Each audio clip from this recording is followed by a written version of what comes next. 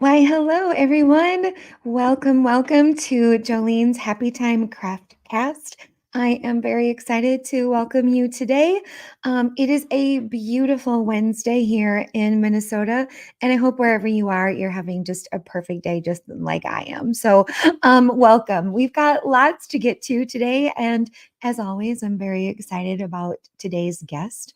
We met at a trade show, and I became instantly thrilled and enamored to find another artisan based entrepreneur. So today's guest is Amber Christian.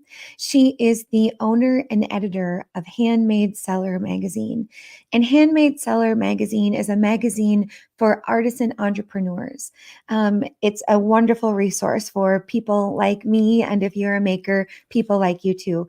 Amber also produces multiple podcasts on a variety of artisan topics, and she is an obsessed artisan foodie in her spare time. So I know you will do a great job, as always, of welcoming her to the Happy Time Craftcast. Hello, Amber.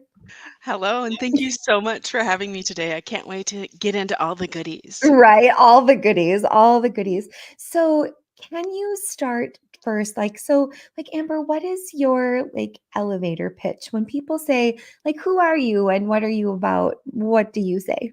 hmm so I would say that my journey actually to Handmade Seller Magazine originally comprised over 20 years in the technology and finance Mm, industries with a deep appreciation and love for the whole world of artisan craft. So that's it, it was always kind of a side thing. And then this opportunity came along and I bought Handmade Seller Magazine and I okay. started revitalizing it. So what is Handmade Seller Magazine? You know what? Running an artisan business is complicated. There is a lot to it. Any small business has a lot to it. And Mhm, you need someone that's looking across the whole landscape in craft, is watching what's happening, helping you understand what's happening and how to make mhm. sense of things so that you can make the right decisions for your business. And so that's what I do with the magazine is we produce quarterly. It's all practical business advice, so something you can actually do something with in Sure. order to help you run your artisan business. Mhm, mhm. Well, because I think too, I'm sure you see it that, sometimes I think in the crafty space, we might make something, and it happens to me all the time. People say, "Do you sell that? You must sell that. Do you sell that? How do you sell that?" And I think that there is a real opportunity for artisans to learn that there's a great big chasm between I make it and I can afford to make it and sell it. Do you see a lot of that? Absolutely. And that's a lot of artisans get into business Mhm. with that exact same thing. You should sell this. And so then they Right, start selling it and then they realize, what have I done? Like, right, what exactly? Well, now what? right, And so that's kind of why one of my podcasts is called Help I Started a Business Now What? right, Because right. it happens to a lot of people. Mhm. And part of a lot of businesses start as monetization of a hobby Right, versus a full-fledged business. And right. so that's one of the first distinctions. And neither's right or wrong, the difference between monetizing a hobby versus a business, but you're kind of doing two different things there. And you, Mhm. you think about them a little differently. And a lot of people start out monetizing a hobby and they realize, well, this is going pretty well. Right, Maybe I should really go further and turn it into a business. right. And when you're monetizing a hobby, really what you're doing is you're trying to get all your costs covered so you're not having to Mhm. fork out a bunch of money for your equipment and materials. That's really what monetizing a hobby's about. Versus Mhm. when you're actually trying to grow a business, something that's going to afford you an income, potentially Mhm. allow you to be able to hire employees, that's a whole nother thing. So they're Right. they're they're two different types of businesses, hobby businesses versus kind of full-blown businesses. Right. I Uh, think that's a really great distinction too. Monetizing a hobby, right, is a different endeavor than it is building a business based upon your artisanness. I think that that's like a really I love the language. I think it really helps people kind of understand the difference. I've talked a lot on the show about how my mom is an artist, maker, crafter, and always has been. And people are always, always asking her to either make a quilt or do some dot art or crochet something. Or back in the day, it used to be ceramics. Like my mom has been asked all of my life to be the hobbyist who sells their merchandise. And my mom has always kind of looked at it like that really isn't like a profitable exchange of goods and materials and time for Mhm. the price that people are willing to pay for it. So you must see that a lot in the folks who cross your path. Like that, like where's the difference between monetizing a hobby and it being a business? Yes, exactly. And I think a big part of it is a lot of them start out as monetizing a hobby, and depending on Mhm. what you're making, because what Right. what what you really start to get into, you bring up a very relevant point Mhm. about the cost of labor. Right. And that's actually a key part of it. And Mhm. so if you're going to make something that takes 25 hours to make it, Exactly. it's hard to price that Right. at a price that people are willing to pay for. Exactly. And so with anything in the artisan craft world, you almost have to think about that. Right. And with I have a monetized hobby with my food business. I do occasional pop-up businesses. And when I didn't want to do it as a regular thing because I'm like, nope, Mhm. this is just monetizing a hobby. I'm not trying to Right. create another business here. Right. Yes. So you knew the difference kind of going in, right? Yep, yep, Yeah.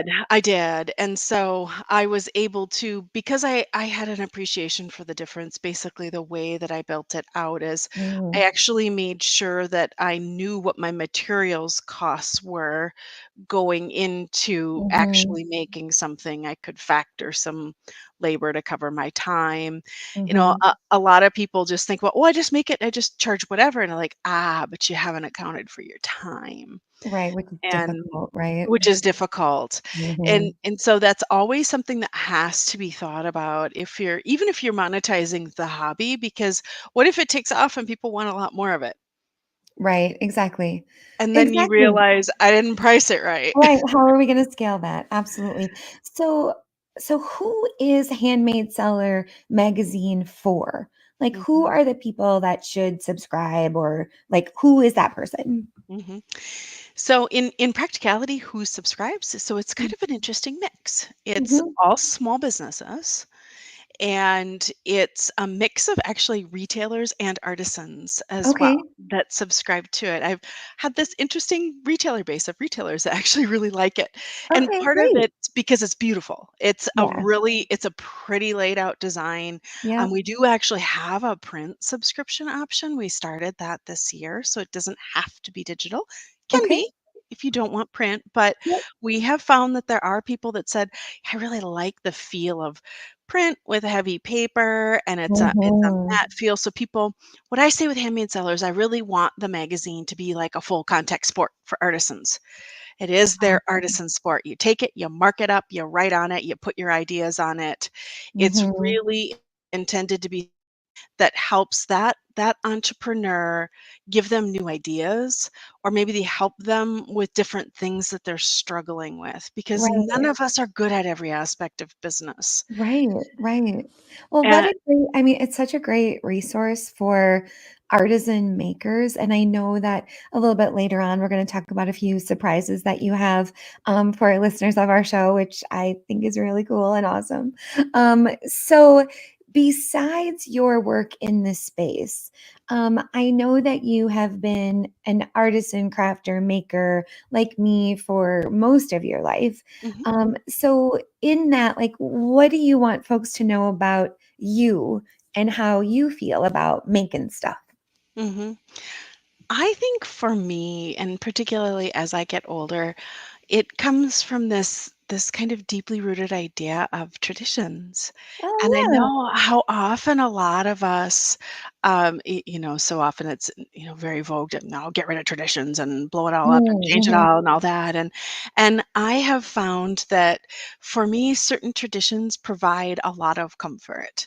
Right. And so for me, I really have learned to operate with the seasons, and I don't really fight the seasons. Mhm, mhm. And it's whether that's shopping at my farmer's market, because I get most of my produce at a farmer's market that's just a little over a mile away. And so I'm always eating with the seasons there. Mhm. Um, Winter's different, than I'm dipping into my canning stash and, and Right, shopping right. at the grocery store. But I think I really have thought of, and more as I get older, thinking of life in seasons and Yeah. stages. And I think that helps a lot of us because a lot of us are dealing with substantial change in our lives, whether it's jobs, whether it's Mhm, family situations. Everything that's happened the last few years has just thrown so many things off. mhm. And I think by welcoming and thinking of things in your life as seasons, I have found that that is something that's been hugely comforting to Right. me. And so if something changes, it's more like, no, that season of life has come to an end. We're embracing the Mhm. next season. And there's something about that language that for a lot of people, they really resonate with that. Not everything has to be so disruptive. We can really think of it as us entering through all these different seasons of our lives Right. and seasons of business as well. Sure, sure. So you mentioned canning. And I know we talked, and like as we were talking about today's show, we talked about how canning is an art and a science. And so I definitely think canning falls under like handicraft, artisan, Mhm, like maker. It's under this umbrella, right? mhm, And I think that canning is scary to a lot of folks. So can you tell us a little bit like, so how did you get into it? And is it beginner friendly? mhm. It all started when I couldn't eat onions and I wanted salsa. You started that like such a sad lament. I didn't know where you were going, so It it all began with the right, it onionless was a salsa, cold and it winter was day. all down it was all downhill from there. That's awesome. So you wanted salsa and you could not have it. So what Right. happened? Yeah, well, okay, just pause. Have you Right, ever seen a salsa without onions? Yeah, right? It's kind of a core ingredient, and at the time, right, I couldn't eat them. I can now, but at the time, I had a right. sensitivity and I Okay, couldn't eat them. okay. So, I was lamenting about this to my As mother-in-law, one would, as as one one would, would. Yes, right? Because reasonable. she was a canner. She Yeah, canned my husband's whole life. She's been a yep. canner. Mhm. And so, I was telling her about my salsa lament, and she said, "Well, I'll teach you how to make salsa." And so that's how it started, is it was Awesome. onionless salsa, baby. It Wow. was like the starter drug. Okay, so is canning can can beginner people learn? Like, it seems intimidating. Like, I'm sure it's learnable, but like with the water temperature and like the dipping and the twisting of the can, but not the whole way. Like, you know what I mean? Yep, I do, and Mhm. so what I did is I worked with an experienced canner, There you and go. you can find canners. That's actually the best way to learn, is to Yeah. hunt down and find someone who's canned and go Right. watch. That's Right. that's how you do it. You go a couple times, you watch them, and then you go in the deep end yourself.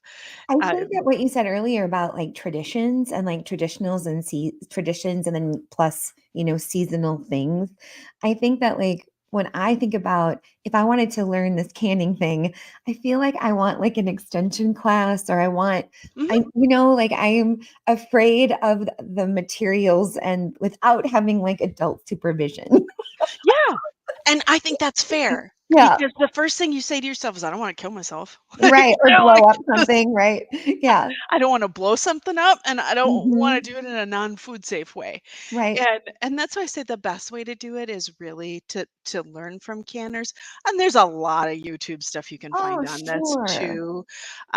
It's just there are some real baseline fundamentals where you get Okay. into some of the acidity versus the pH, whether you water bath can something or you pressure can something. There's Mm, also steam canning, which I haven't really done. I haven't adapted to doing any of that yet. So I just do the water bath and the pressure canning. What I will tell you is Yeah, at the beginning, I was intimidated, and some of the first stuff I canned with was rather frightening compared to now. Sure. So, Like the you've tech learned and you the tech has changed right, in a okay. positive way. Like lifting a water bath canner, that was like a brute. Like, I Right. mean, oh my gosh, way back when. But now, Ball, they're one of the main companies that make Yep. all the jars, right? Yeah. They make a water bath canner that sits right next to your sink. So you just kinda take your little hose out, and then you just drain it, Oh, and it's electric. It's fabulous, and so what? yeah, and I've got a little electric pressure canner that's wonderful that another company makes that another fellow canner told me about, and so part of it is where you kinda get the baseline Mhm. established with these other products. Now it's maybe not quite so terrifying that I'm gonna kill myself, pull a muscle, Right. blow something up, etcetera. Right. Well, I also think too that when I have watched other like content creators or people make it, it seems, please correct me if I'm wrong, but it seems like you need like some time. Like this isn't a, like I'm in and out inside of an hour, right? Like this is like a day long thing, right? It depends. Okay. I'm ruthless efficiency, so I can get multiple recipes done a day, Okay. once you get experience, but it depends on what you're trying to make. So what's your favorite So, thing to make? well, other than the salted caramel Oh, pear butter, that's oh very my high on my God. list. My other favorite is my little winter BLT jam that Okay, I okay, okay, make. wait, let's go back. Salted did you say the words salted caramel pear butter? Yeah, yeah, yeah. Where do you put it? What do you do with it? Like, are you gonna tell us about it? Let's go back to that. Okay, so if you get past just disappearing in the corner with a spoon in the jar, Right, no fair. judgment here, no Right. judgment here, because that's not unusual. Mhm. So salted caramelicious pear butter, it's really good on cheeses. It's really good on, like, a turkey sandwich or, like, adding it, like, to a melt. Um, it's good on toast I as love sweet well. and savory, like you I mean, absolutely, yes, I love this. Okay. Mhm, mhm. Okay, Yeah, so so okay. salted caramelicious pear butter. So that one's and that one's mostly you and your crock pot and I brought my little your immersion blender. Yeah, yeah, if you got one of those babies, woohoo! I love the visual aids today, that's fabulous. Okay, so I think are we getting this recipe? Yes, you are. Okay, Yes. so listeners, we're getting this recipe in the show notes, that's exciting. Mhm, Okay, mhm. so we have to first make the salted caramelicious? Salted caramelicious pear butter, that's what I Okay, call it. so first Yes. we make that, and you're generously going to share this recipe, which is super exciting. Mhm. Okay, so what's in it? Okay. It's actually really easy, and I Okay. I even printed off the recipe too. You're gonna I mean That's awesome. Mm. so I'm gonna give you a link to it as well. It's Okay. actually just a ball recipe. However, one Oh. thing I will tell you about canning is some of the traditional canning, they go way overboard with sugar, like, in Oh, ways you really don't need to. It's the right, whole right, food safety. I'm like, "No way does it need that much sugar for" right, right. Um, so the salted caramelicious pear butter, so it's you're gonna laugh, it's not that hard. So it's pears, of course. Okay. It's a little bit of lemon juice, a little bit of apple juice, brown sugar, and salt, of course, some nice sea salt or kosher salt. That's And amazing. That's yes, so the amazing. tip is use a Bartlett pear. So you're gonna use a Okay. yellow pear, and you wanna let it get really ripe before Right, you make right. this. They don't always kinda tell you some of that, and sometimes in the Yeah, recipes, but you always wanna work from really nice ripe produce. And sure. so let them sit on your counter, even if they're almost getting to the little brown spots, they're yellow and almost starting to get the yeah, where It's they're perfect, almost right? mushed. Perfect. Right, okay. Yep, and then you cut them up, and then you throw them in the crock pot, and I don't even always take the peels off just because 'cause they're so soft at that point, Right. that they'll just dissolve into it. Um, Fabulous. and so you put it in the crock pot, you put it on high for, like, an hour, and then you take your trusty immersion blender, and you go all over Mhm, it, and it just turns mhm. into basically a soup. Right, right. And then Pear you soup, just got it. basically pear soup, and then Okay, you just keep stirring it until it cooks down. And okay. so, like, to your point of these things take hours, I'm like, "Yeah, I go stir every 20 minutes, big deal." Like, Right, right. "Okay." It's Okay. not really that hard, and then your house smells amazing all Oh, afternoon yeah. while it cooks, and, it'll take a good 3, 4 hours to cook until it gets nice and thick, and then Nice. well, if it makes it to the jars to be canned. So let's just That's fair, that's fair. if it makes it to the jars, Right. then you do a water bath canning, Okay. process with that, and I think it's about 15 minutes usually a batch, Mhm. for it, and in the end, you end up with somebody that looks like this. This is one of my So little how 4-ounce jars. how many what I get kind of confused about is, like, how many pairs to, like, your yield? Like, for me, I would be like I would get a whole bunch of stuff, and it would make, like, this much, right? So, like, how how do you kind of, like, know how much accoutrement to get? Mhm.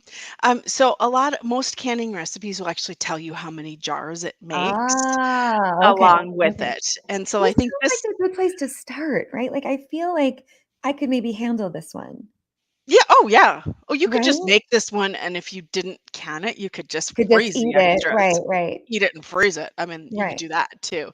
But this could be a kind of a good, "Oh, well, this isn't so terrible," right, a good, like, introduction to it. So because it's simple, and do yes. you find, like, a lot of great canning recipes, like, at is it balljars.com or, you know I find them all over the place. Okay. She was a prolific canner, and she had several cookbooks, but I think she's been on hiatus while she's raising her kid. Food in jars. Yeah. You Oh, you don't get inspired looking at Marissa's stuff on food in jars, like, something's okay, not okay, right. She okay. has some, and I think it's actually her winter BLT, the BLT jam. It's called a tomato jam, which sounds disgusting, but No, it winter doesn't. BLT No, sounds way better. no. So I Um, I live by the rules of, like, heat, salt, acid, or whatever those things mhm, are. Like, I mhm, love acidy stuff on my food all the time. Like, last night we had cashew curry, and then mhm. on top of it, in the refrigerator, I just found some cranberry jam, and I threw that on top. Oh, the ac right? I know, the acid and the other stuff, it was amazing. I mean, it didn't go Mhm. together, but in my brain, it did. Mhm. That's all that matters is Yeah, okay. that it works in your Right. brain. So Yeah, like food in jars, we'll be sure to link that in yes. the show notes too. Oh, yeah, So that's a great one. you sounds like you might have started canning a little with some of the basic beginner friendly Mhm, ways. So mhm. what's the craziest thing you've ever canned? Craziest? Well, I guess that depends on your definition of Okay. crazy. I'll tell you what my favorite recipes are. Yes, yes. Okay. So, I'm not Italian. My husband's family heritage is, but I think every single one of us has an internal Italian grandmother. Okay. This is a theory I fully ascribe to. Okay. Like, a pot on the stove on a Sunday Oh, afternoon that sure, just with smells something right, amazing. reducing and cooking down. Some sort of Sure. tomato product, yeah, Yeah, okay. yeah, I follow, I yes, follow. yes, so I am actually a huge fan of some of these multi-hour they're almost productions, 'cause then I Oh. take the day at home, I'm puttering, I'm doing other stuff, and I'm kinda doing my Mhm. canning. I'm doing my laundry, I'm Yep. getting everything ready for the week, and then I'm Mhm. doing my thing. So, I make a maple bourbon apple butter, that one takes about 3 hours, and so it's like some I take teas. And Nice. that one is, that recipe was the first recipe where I had someone say, "Wow, I can simultaneously taste 4 flavors, but they don't hit Right. you at the same time. You actually get 4 Oh, they're layers." layered. That's actually Right. how I like to make things, and the biggest thing I've learned is those things take time. Those Yeah. are not like 5-minute recipes. They take Yeah. hours for the right things to meld and for Sure, things and to come come together. through. Yeah. Yeah. And so, like, the maple bourbon apple butter is, of course, maple, a little bit of bourbon, um, so maple syrup, bourbon, apples, and then there's orange zest in it. And you get the Sounds orange zest at great. the end, and you're like, "Oh!" What and just that goes, happened? "Oh, what just happened?" I love Right? that. And you're, like, putting that with cheese, you're putting on your chicken or your turkey. Like, Mm, yeah, we all eat, like, turkey breasts or chicken right. breasts or whatever when we're kinda bored, make it in mass, and then you I use them as accoutrements and things on them. And they go on sandwiches and things too, so, It sounds um, so good. it is. It It really sounds is. really good. Oh my goodness. Well, and I think too, like, if you're going to spend, as you said, maybe the afternoon working on a sauce or something, like the ability to keep it shelf stable, right? I can understand why you would can to preserve, because you don't have that particular Saturday all the time, I would Mm-mm. imagine, right? So No. I'm gonna ask our folks here too. So if you're listening later on, I'm sorry you can't answer this for us right now, but if you're with us here live, um, do you have memories of canned preserves from your childhood? Because I remember going to my grandma's, and in a blue mason jar, she always had canned pickled beets.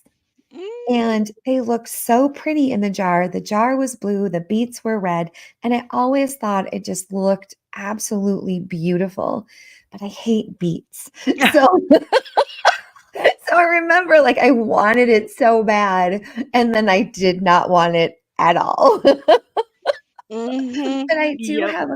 I do have a core memory of going to my grandma's house and seeing lots of things that were canned on the shelves. So, Mhm. what about you? Did you grow up with canned things? Very little. Really? So, yes, everyone who's thinking I couldn't do it, oh, no, there's hope. Right, right. Welcome to the addiction. Yeah, right. So you didn't necessarily see these things growing up. No, my mom made this tomato juice mixture that she canned and used in chili, and I never participated, and I Right. was not the biggest fan of that. And my grandmother, on one side, the grandmother I spent the most time with, she didn't can. She was an artist. She painted. Oh, nice. Um, but on the other side, my other grandmother canned way too much, and we had to clean out Yeah. after they died. That was terrible. That kinda kept me away from I still won't do canned meat, I'll tell you this much, and there's Right, right. reasons I don't do canned meat. Mm. Yeah, I have seen Uh, videos of that before, and I mean, I believe that they know what they're doing, but I would never try it. mhm. So Kathy, hi Kathy in the comments. Kathy's mom canned watermelon. So would that be the Oh, rind? the So maybe, rind? I'm assuming you mean watermelon pickles, yeah, Kathy? maybe Yeah. okra, Okra, peaches. Okay, peaches. canned peaches. I do remember seeing that at my grandma's too. What my family does, it's a little adjacent to the canning, but what my mom taught me when I was young is she would buy a bunch of peaches at the end of the season, and then we would peel all the peaches and we would soak them in like an orange juice bath. And Mm. then we would make freezer bags about a cup to a cup and a half of this mixture of peaches and orange juice. And then we would freeze them.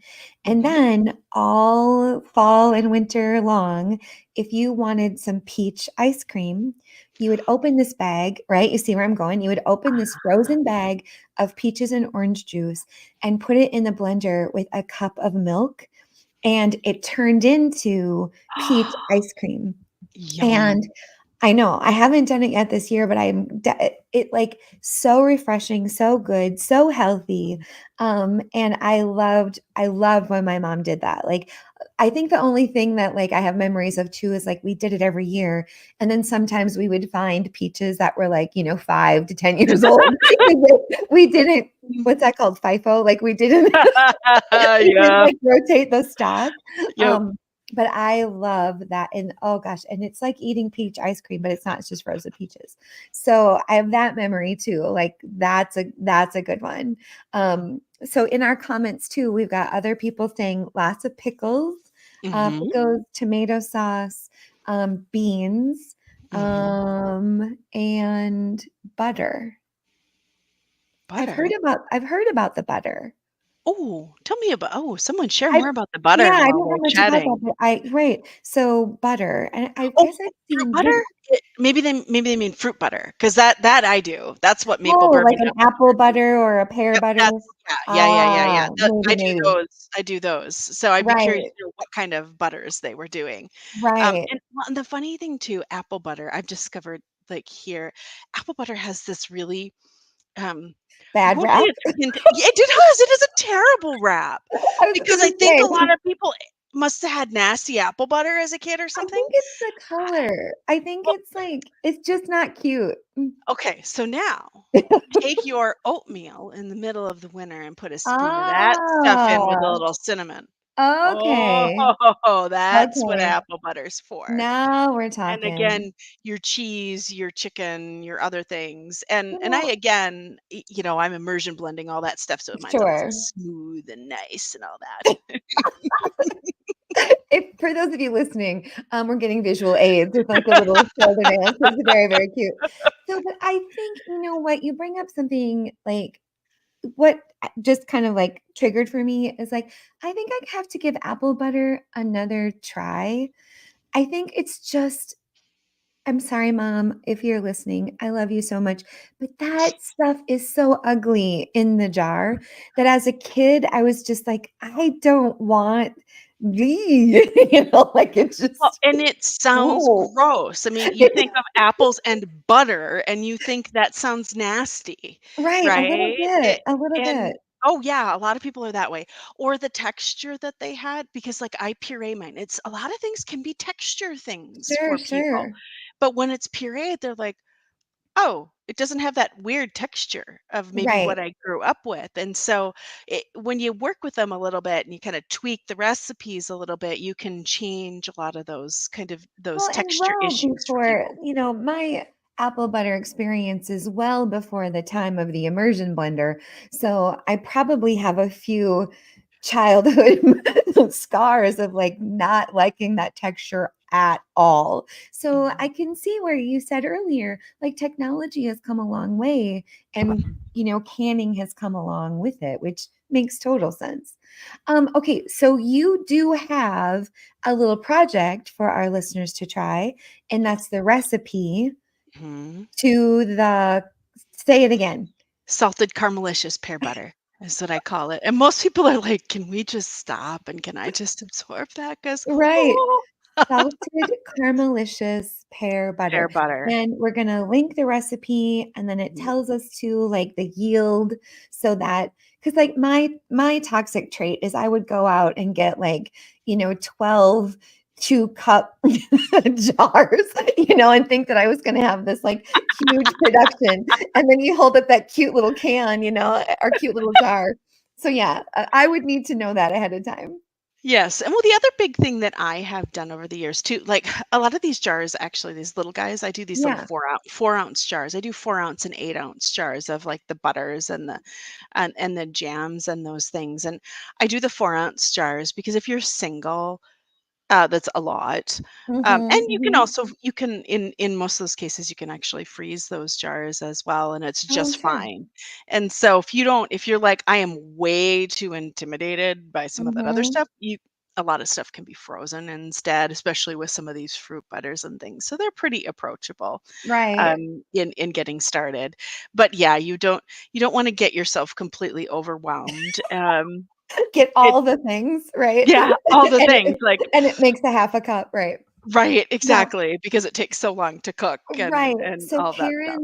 Karen in our comments will be delighted to hear, that we are going to link the, why can't I say it?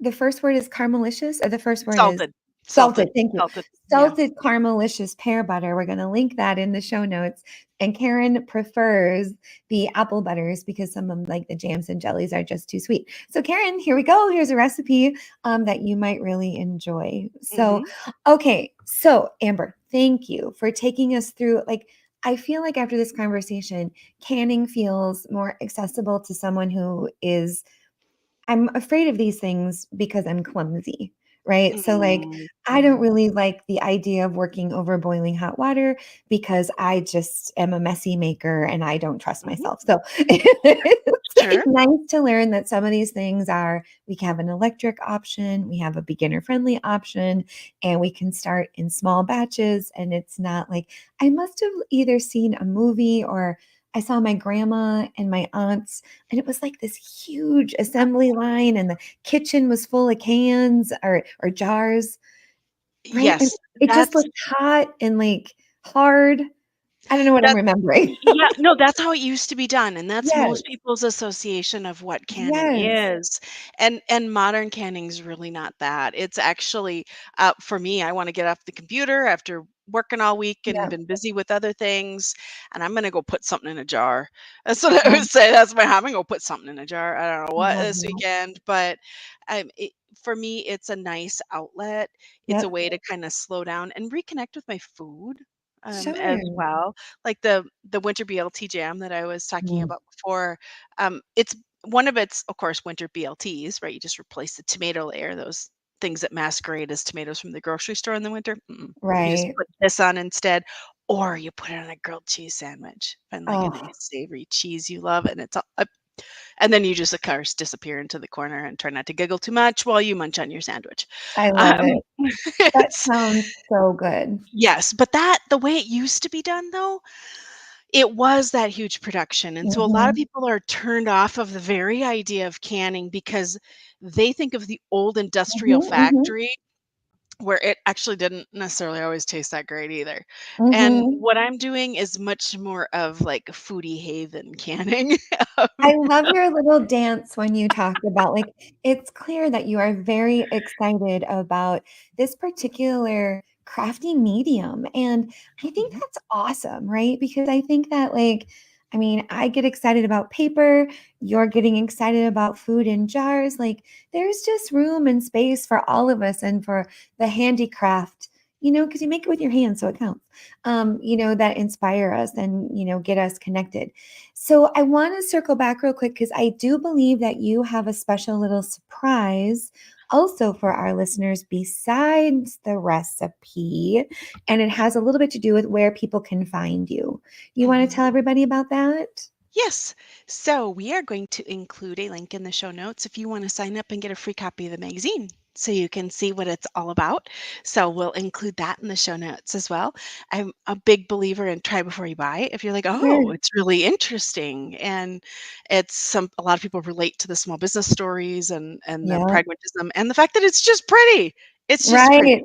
Pretty magazine. What can I Well, say? thank you. It's Uh, very, yeah. very generous of you. And I mean, a lot of the people in my community are crafty makers, and they might be in that space of monetizing a hobby, but they also might be thinking about turning their hobby into a business. And so I think this is a really generous and kind inclusion that you are giving to all of our listeners today. So thank you very much for that.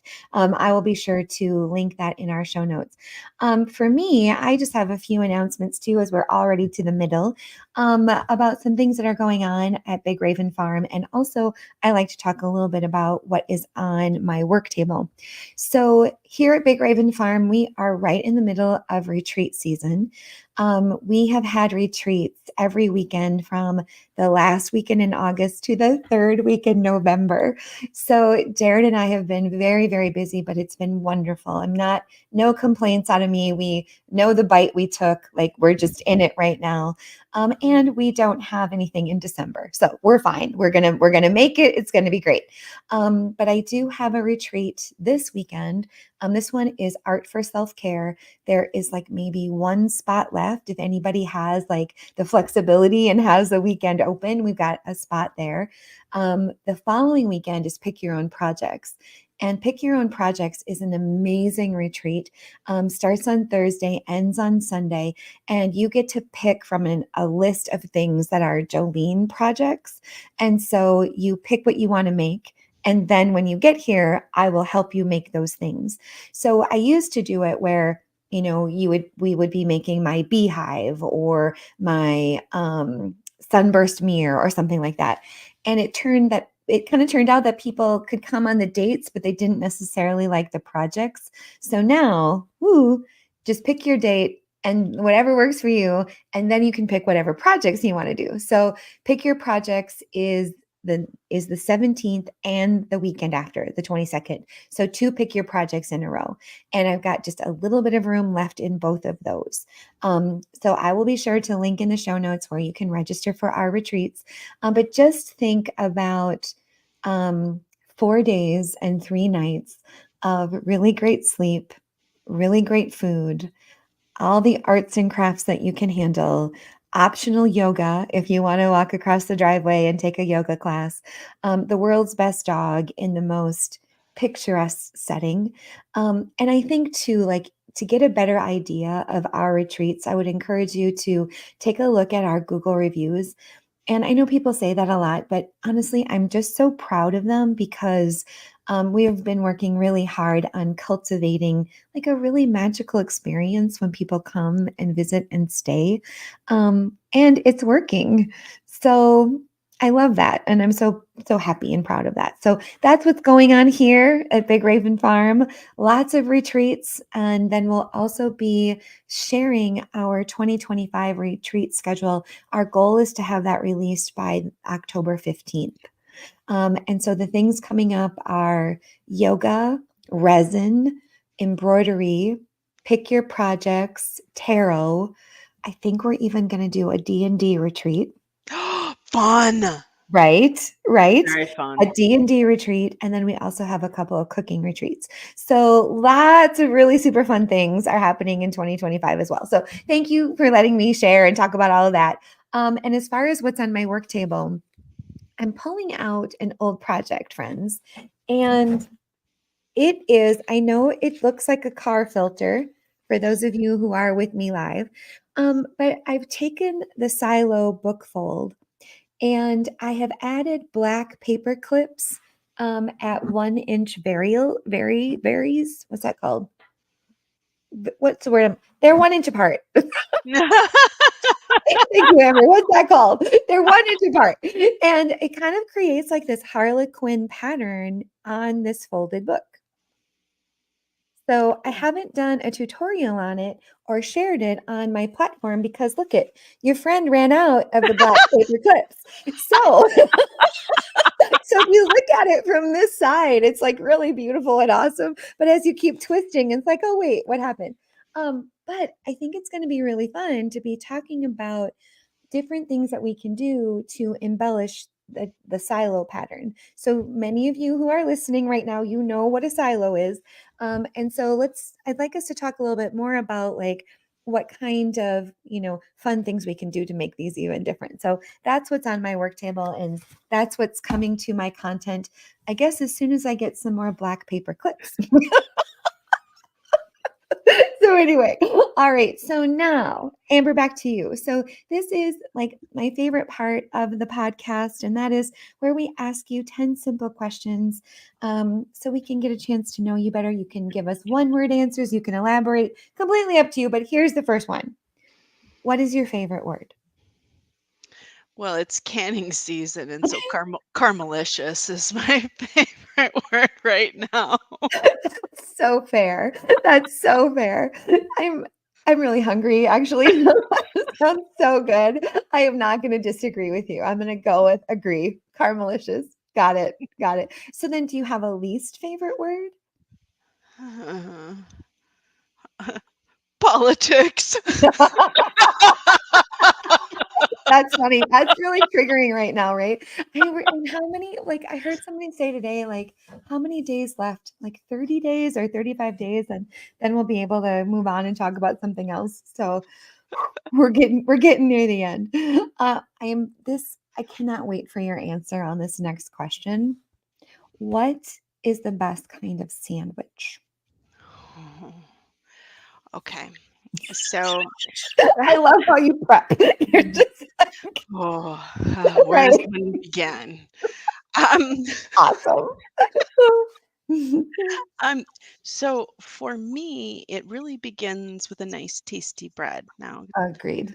the right kind of bread's gonna depend on your mood, whether you need some sort of kind of rustic bakery bread or uh, because we're getting into fall now and the Mhm. weather's a little cooler, I'm all about like toasting that sandwich. And so, Yeah. you know, little butter on either side. We're throwing her in a little skillet on our stove. And so I'm probably putting some of my nice sweet savory tomato jam. So it's kind of got all the things going on, along with some cheese. Now that Mm. is, it depends on your mood. You can do anything from like a goat cheese to it, but don't discount a good cheddar Right, and like right. a white Mhm. cheddar with like a tomato jam, real butter on either side of the bread on sourdough. For me, that's just gonna hit all the buttons for me.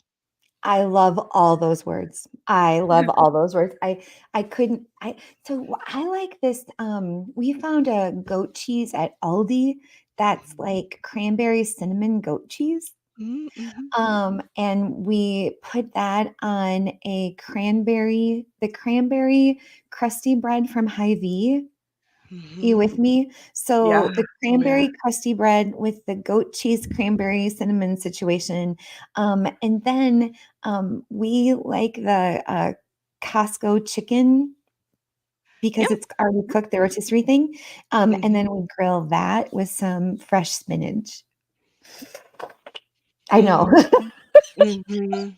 Our Yeah, we could podcast is we're recording really close to lunchtime, so I kn and I was like, you know, and we could go on and on about the wonder of the sandwich. And it right, no, I love it. I It's my think that the best kind of sandwich uses quality ingredients. That's agreed. probably just the you know, find a nice bread, find a nice Mhm, you know, it doesn't have to be the most expensive, but a good mhm, quality one mhm, that's agreed. fresh, and that makes, I think, all the difference. Mhm. Well, and I've shared this on my live streams all the time. My friends and followers know my favorite food is toast, and it's really just a one-sided sandwich, right? But I love it and have I highly recommend Prue from the British Baking Show. Her book is called Something Something Toast. Highly recommend. My very favorite recipe out of that one is brie on any kind of crusty bread with blackberries, Oh, yeah. arugula, and then you Uh, squirt on sriracha or duck sauce, oh, right? yeah, yeah, Right? yeah. I'll be sure to link Prue's book too. Like it's so good. It's so good. All right. Okay, but Amber, back to you. So, what does being an artist mean to you? For me, it's really about creative expression, Mhm, and that shows up in a variety of fronts. And being an artist for me is not only about producing physical products. There's a mhm, lot of artistry in the business ideas I come up with and the types of businesses I come up with. A mhm, lot of that is also artistry and is so often people look at those things and they're like there's a specific set of rule books for how you make a business successful. No, there's all kinds of rule books, and sometimes you just whip them mhm. out and make up your own as Right. well, and I think in growing any kind of small business requires a lot of artistry Mhm, because you're seeing things that don't yet exist and figuring out how to connect things and mhm. draw lines between things in new ways. So for me, it's really about creative expression depending on where you are expressing it. What I hear in your answer too is I hear like what comes up for me is vision, right? Mhm, You said being able to see things in creative ways. And I think that, sometimes for me, it's hard to describe where these visions come from. mhm, Like I don't really know where they come from. I think that I have learned that my artistry, it takes practice. Like sometimes I get a little discouraged because I feel like I'm not being as creative or coming up with new or unique concepts or designs. And, I just have that comparison syndrome. But what I realize is that I need space to practice, to toy and tinker and explore. And when I do that, I just feel so much better and the visions come to me. Mhm. That's actually a really, really good point too, is a lot Mhm. of artistry can't exist without space and without Right. margin and without that built in. And so I Mhm. tell people, while I'm an engineer by trade and I do have a lot of artistic tendencies where people are like, Right. "You're an engineer." I'm like, Oh yeah, hardcore." My grandmother was an artist as well, and so I've always had this left brain, Mhm. right brain tension going Mhm. on my entire life.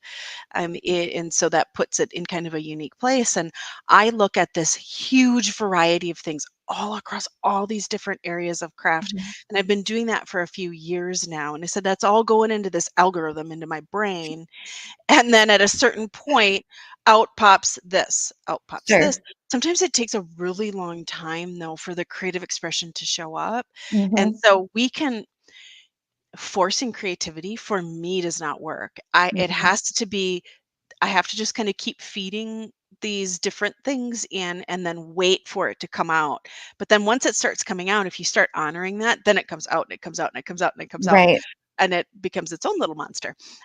But Well, but I think for everyone listening, like, if you are, because I get that a lot, as a content creator, like, how do you come up with these ideas? A lot of it too, I have to say, is like it's playfulness and practice and time, and also I think too, like when you have an appreciation for a particular modality, I don't forget what I see too, right? So, right. like, it is possible that, I was inspired by something that I saw, and it could have even just been in a quick passing glance. But in my artist's repository, it's filed, way back there somewhere where I'm like, oh, I want to try my own spin on that. And I think that comes from allowing for playfulness and mistakes. Like, because I think sometimes I go down to my workshop and I get frustrated that I haven't made something. Like, I don't Mhm. have a thing, right? Like, I don't have a thing to share or teach or show. Um, but it's in those like steps to discovery where I'm finding out the other stuff. Yeah, yes, That and makes that any sense. it makes a ton of sense, and that Okay, thank you. there's a process to these Right. things as well. So I decided, I decided I was going to learn how to knit. So I'm taking knitting Oh. classes now. I might be the world's worst knitter. Totally not kidding. I'm terrible.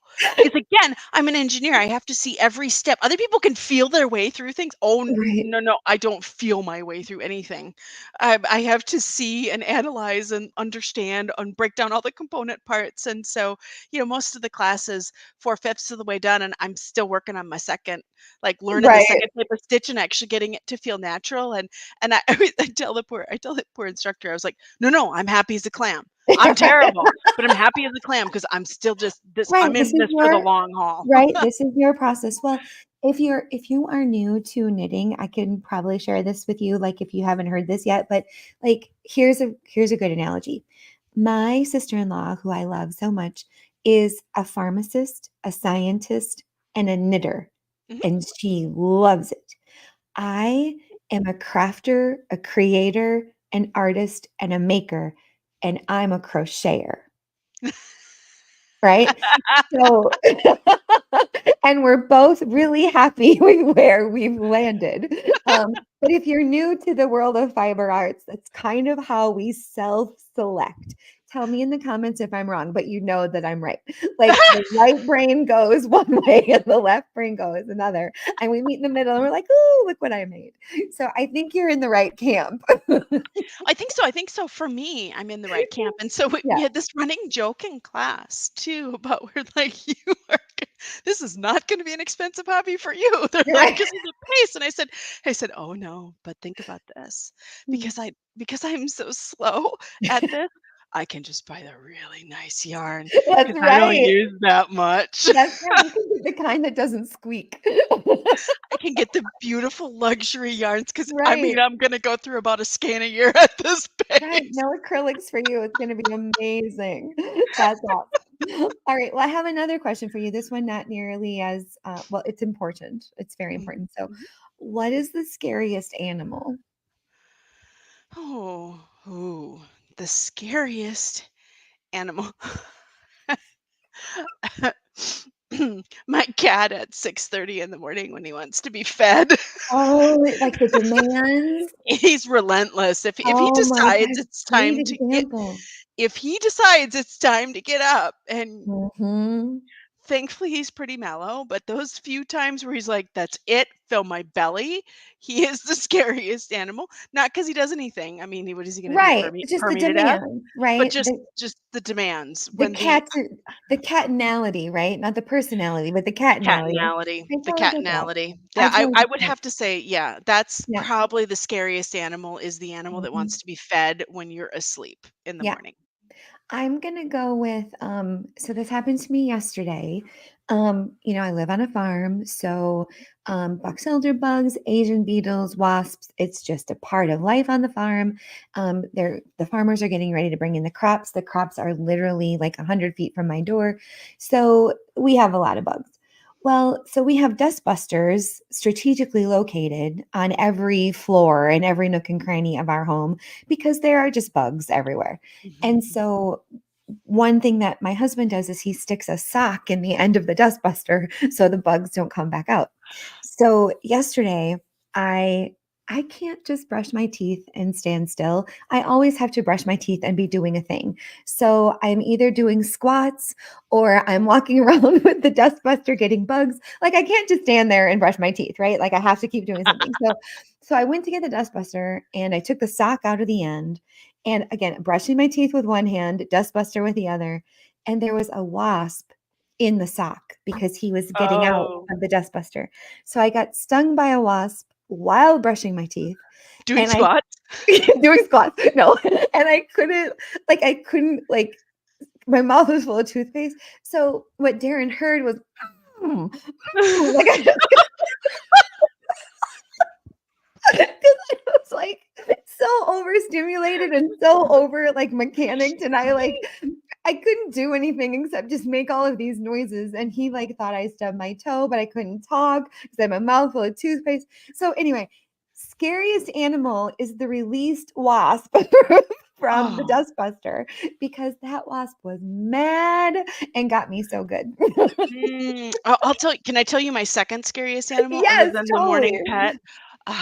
So we live in a condominium building in Mhm. Minneapolis, and so we're quite a few stories up, and earlier this year, I forgot what happens during pigeon mating season. And so we have sets of doors, two little balconies, and so we had the doors open. And during mating season, the pigeons are looking for somewhere to go. And I was sitting on my couch, and I'm like, "Oh my god." 2 pigeons had flown into our condo. One of the scariest animals is trying to get a pigeon out of your house when they or 2 of them Agreed. out of your I house. I I had to can't do even this little imagine. pigeon shuffle wiggle thing because you can't sort of flail your arms because then they flail up at you and they're gonna come at you and then they're pooping everywhere. No And way! yeah, so you have to do this weird little shuffle to sort of shuffle them over toward the door. And yeah, the pigeon dance is not a fun one, so do not recommend the pigeon dance to get Oh my mating pigeons god. out of your house. Okay, that's one I have never heard before, and my life is better because I know that, because that that's amazing. That is amazing. Well, okay, oh, I have one more. I have one more. So, my dog, world's best dog, is a blue heeler, Mhm. and I had the door to my office open because it was a beautiful day. It wasn't too buggy. There was a nice breeze. So, he was sitting like right on the threshold of the door and he was looking outside and no screen. And a squirrel came up, and my dog and the squirrel were basically nose to nose having a conversation about life. And I was just like, Augie, like, do something, like, make a move. Like, because if the squirrel comes in my office, I'm going to be mad at you.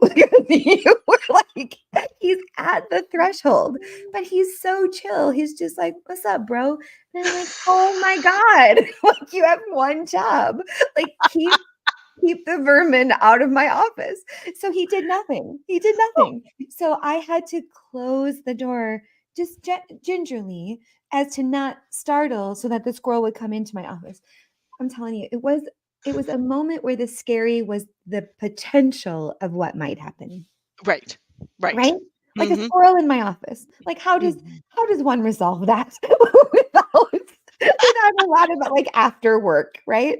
Oh, anyway, great Oh. conversation. I This question leads to so many amazing things. Okay, here's your next one.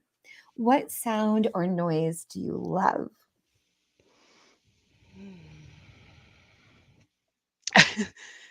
The sound of my washing machine when it finishes.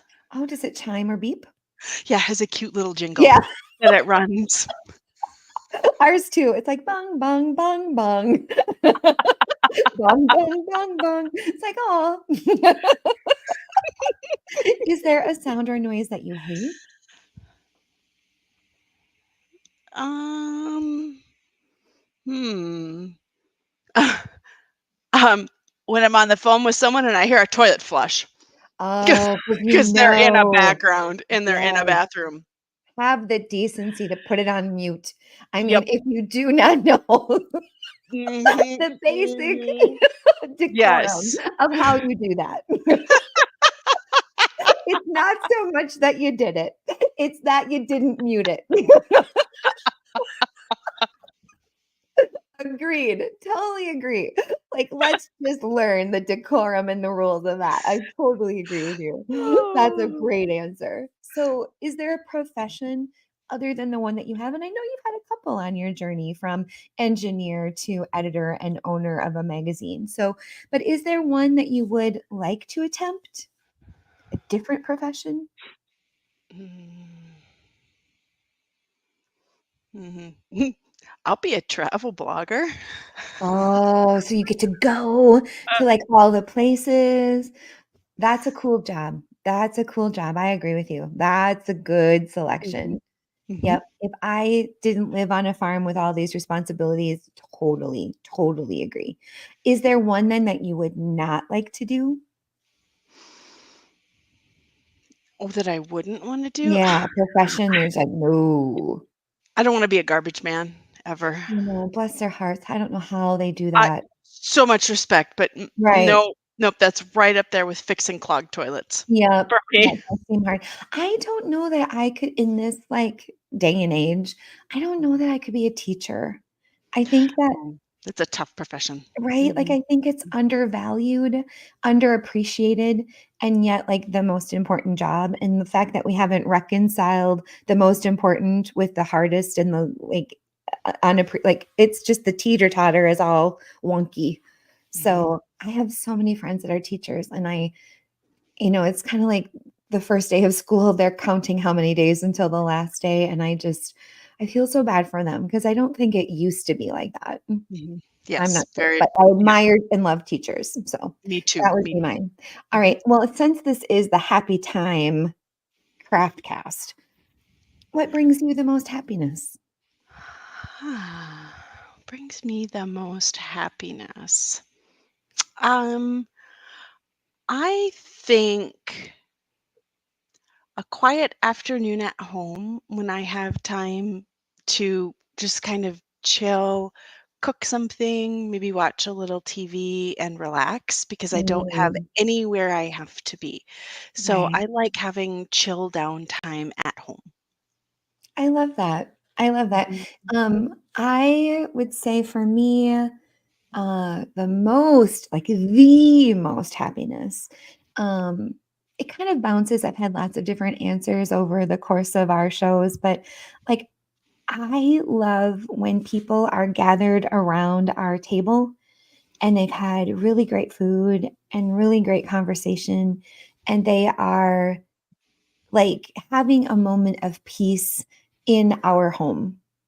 Like, Mhm. I am overjoyed to just even be a part of that or to have, like, something to do with it. Like, it feels, like Darren and I are living a very purposeful life, even though it's kinda simple things like making Mhm. sure that people eat well and sleep well and are well taken care of.